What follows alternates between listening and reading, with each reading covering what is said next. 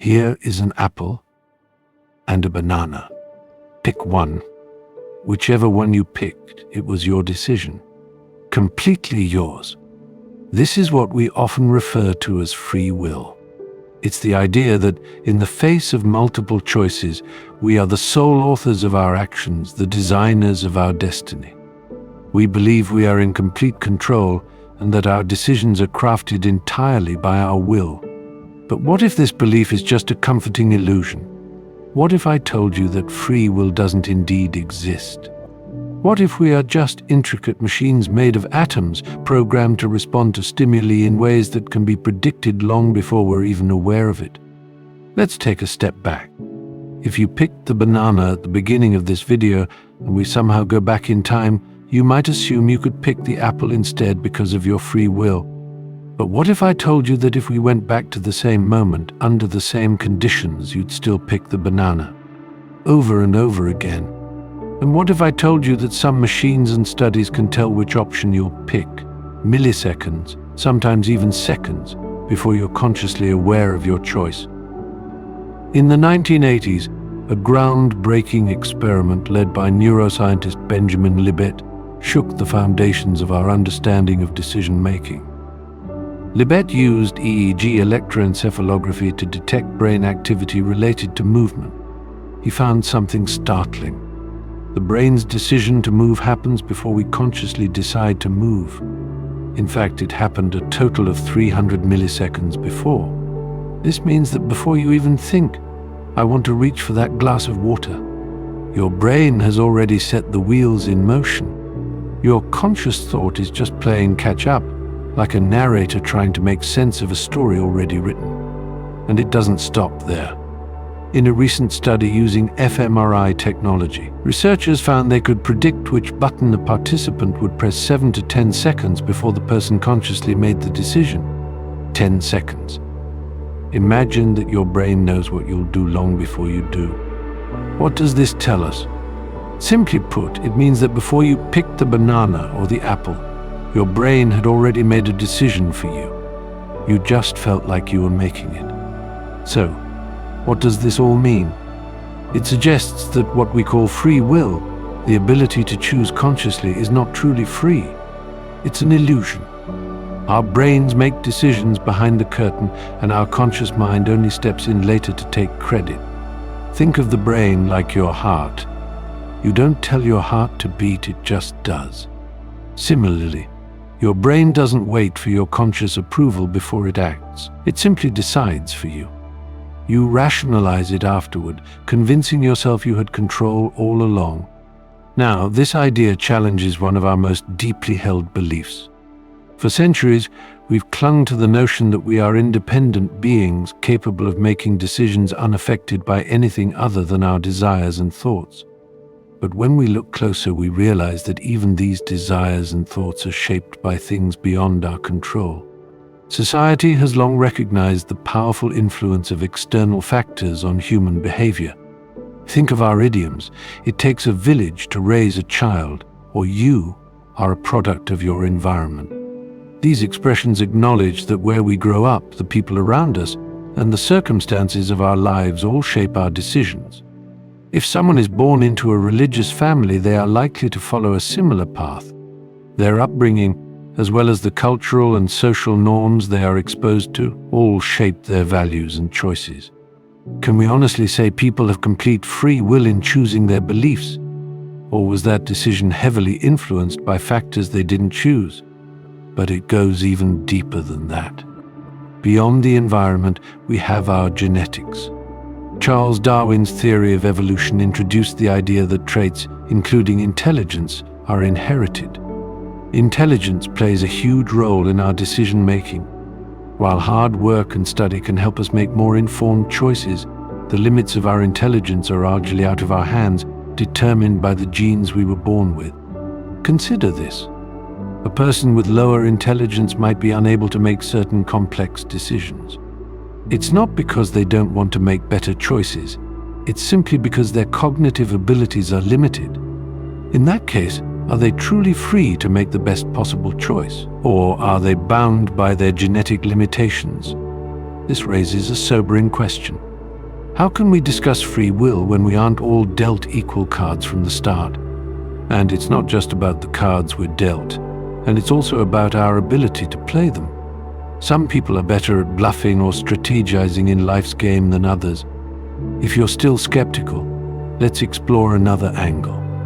If free will exists, why do substances like alcohol or drugs have the power to alter a person's behavior completely? Alcohol lowers inhibitions, making people act in ways they wouldn't usually choose.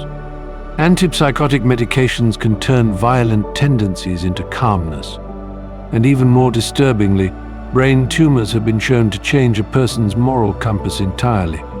Take the case of Domenico Mattiello, a respected pediatrician who, after 30 years of a spotless record, suddenly started making inappropriate advances toward his patients.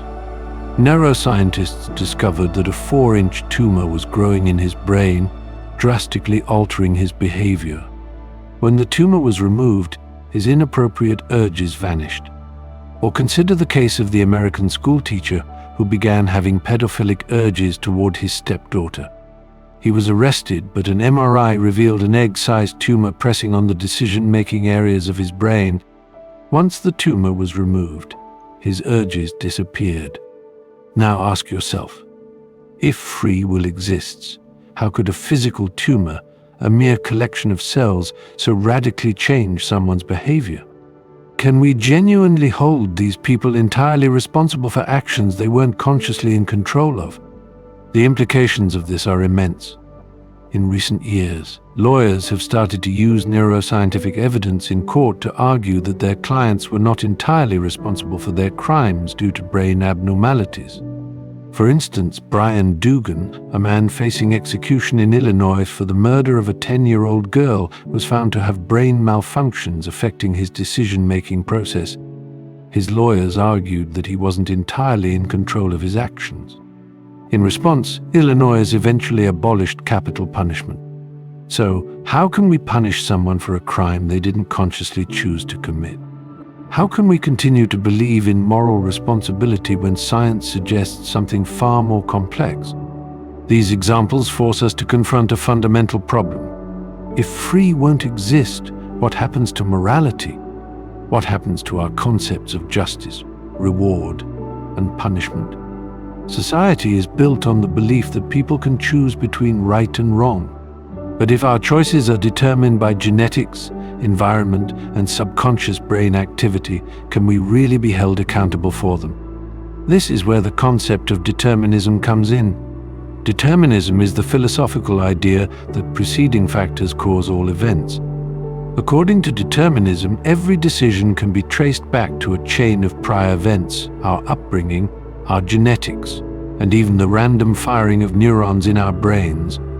It doesn't mean we're powerless, but it does mean that everything we do has a cause rooted in something else. But here's where things get tricky.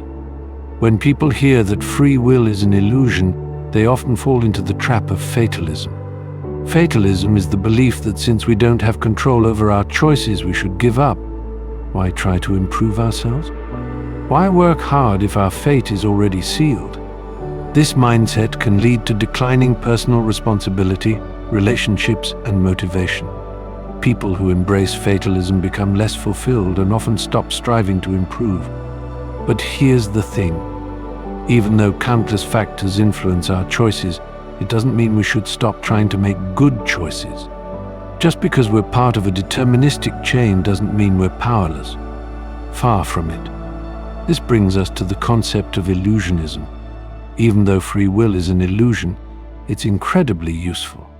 The belief that we control our actions motivates us to make better choices.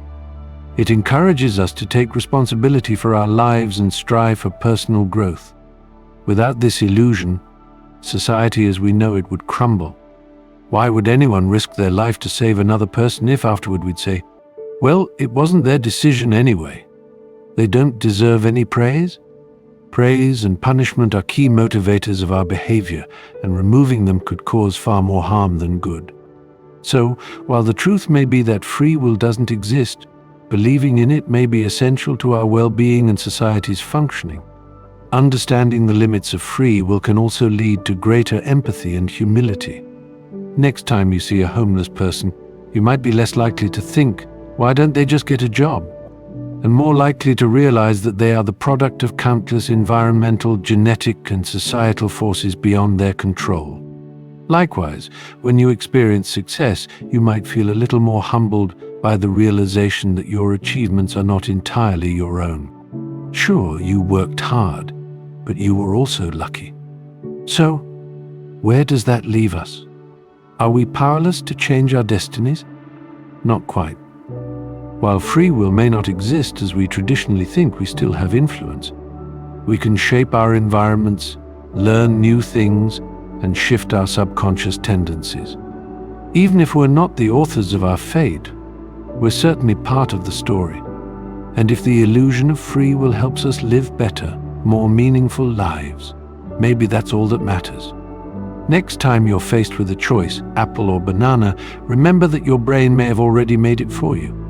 But that doesn't mean the decision doesn't matter. The illusion of free will motivates us to strive to improve and to shape our lives in meaningful ways. So, live as if you have free will, even if it's just an illusion. If these mysteries and questions intrigue you, join us on this journey of exploration. Hit that like button, subscribe to our channel, and join the adventure as we dive deeper into the unknown. We'd love to hear your thoughts in the comments. What questions keep you wondering? Thank you so much for watching, and we'll see you in the following video.